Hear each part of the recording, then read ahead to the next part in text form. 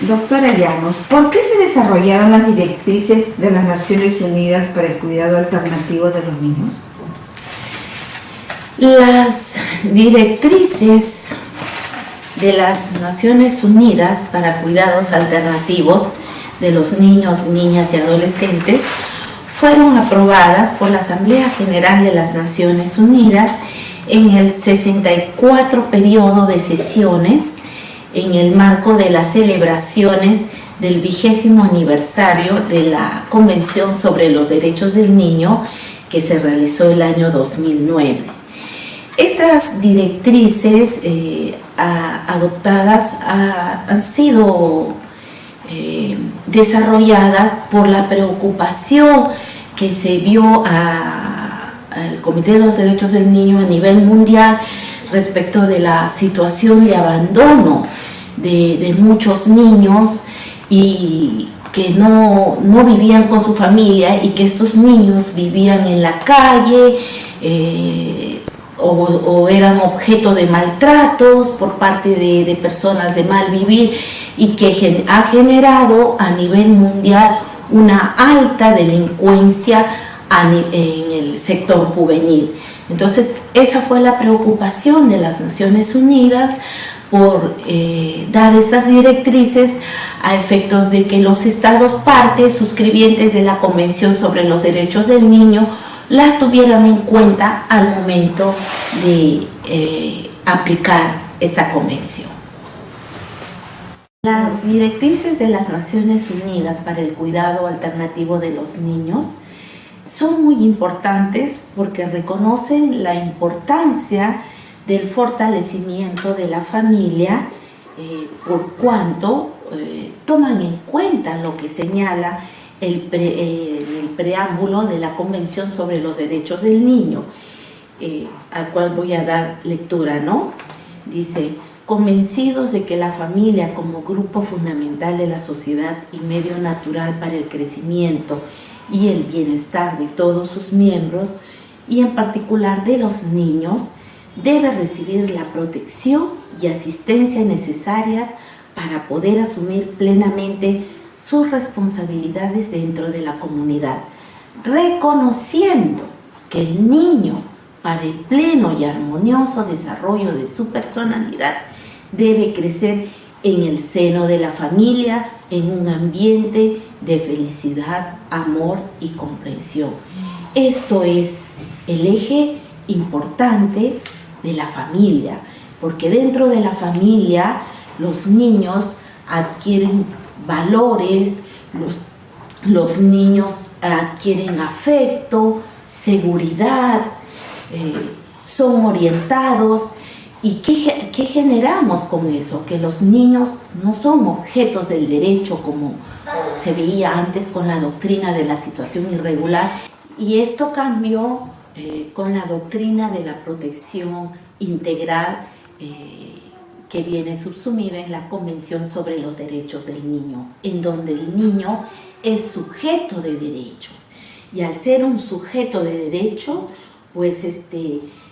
no solo debe ejercer sus derechos por él, sino en representación, porque muchas veces son niños y no tienen, ¿no?, esa capacidad de ejercicio,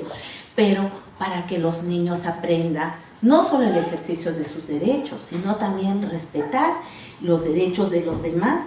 y con ello más adelante ser ciudadanos productivos y responsables. La familia, también no olvidemos, es una institución democrática dentro de la cual debe prevalecer el respeto mutuo, que esta integración de la familia sea libre de violencia y se apoye en el desarrollo de cada uno de sus miembros, ¿no? Que estas familias se persigue, ¿cuál es el norte? Que sean unidas por el afecto y la solidaridad, y se brinde protección a los niños, niñas y adolescentes, lo cual a través de esta mirada que tiene las directrices haremos posible el desarrollo de nuestros niños, niñas y adolescentes en el Perú. Doctora, de manera general nos podría señalar sobre los lineamientos de acogimiento familiar que desarrollan las directrices. ¿Cómo no? Las directrices ofrecen lineamientos sobre el acogimiento familiar. Esto es, proporcionan principios, orientaciones generales, políticas adecuadas, a fin de que los estados partes deban observar en el procedimiento sobre acogimiento familiar, ¿no? Con la finalidad de proteger a los niños, niñas y adolescentes, priorizando, ¿qué? Priorizando la reinserción de estos niños, niñas y adolescentes a su familia biológica o a su familia ampliada. Esto en concordancia con el artículo 20 de la Convención sobre los Derechos del Niño, la cual señala en el inciso primero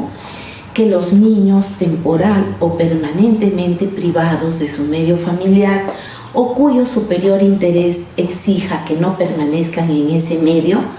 tendrán derecho a la protección y asistencia especiales del Estado, ¿no? Entonces, estas directrices garantizan, no está de más decirlo, el respeto de dos principios básicos: el principio de necesidad y el principio de idoneidad. Este principio de necesidad, teniendo en cuenta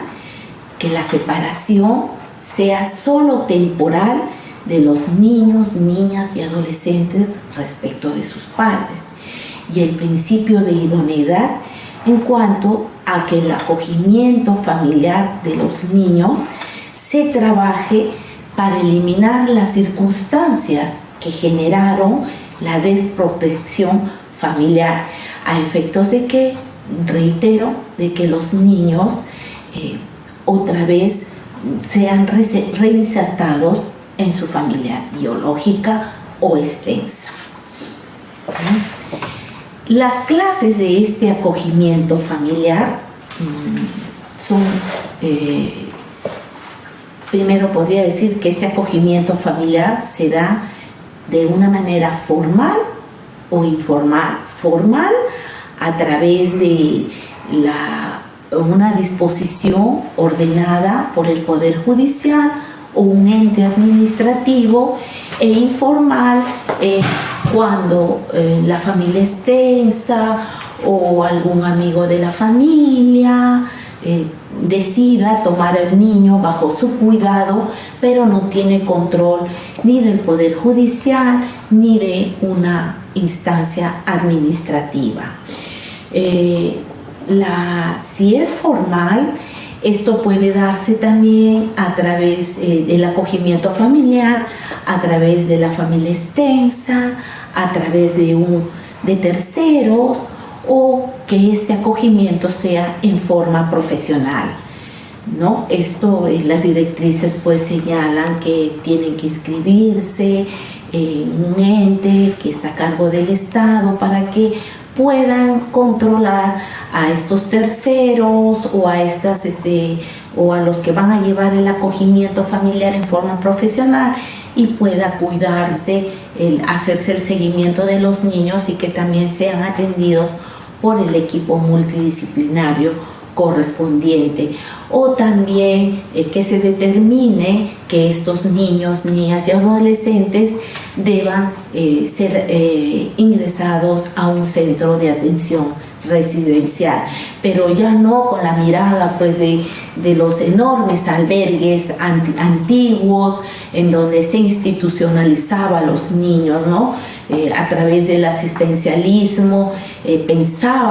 se pensaba que los niños debían ser retirados de su familia, no tener contactos y ser ingresados a una institución, debido a las consecuencias tan negativas como el aumento de la violencia familiar, el aumento de la delincuencia juvenil, el aumento de adolescentes con embarazos no deseados o de padres adolescentes. Es que la preocupación en América Latina se ha orientado al cambio de ver esta mirada de asistencialismo que se dio a través del procedimiento del abandono y tomar la mirada de las directrices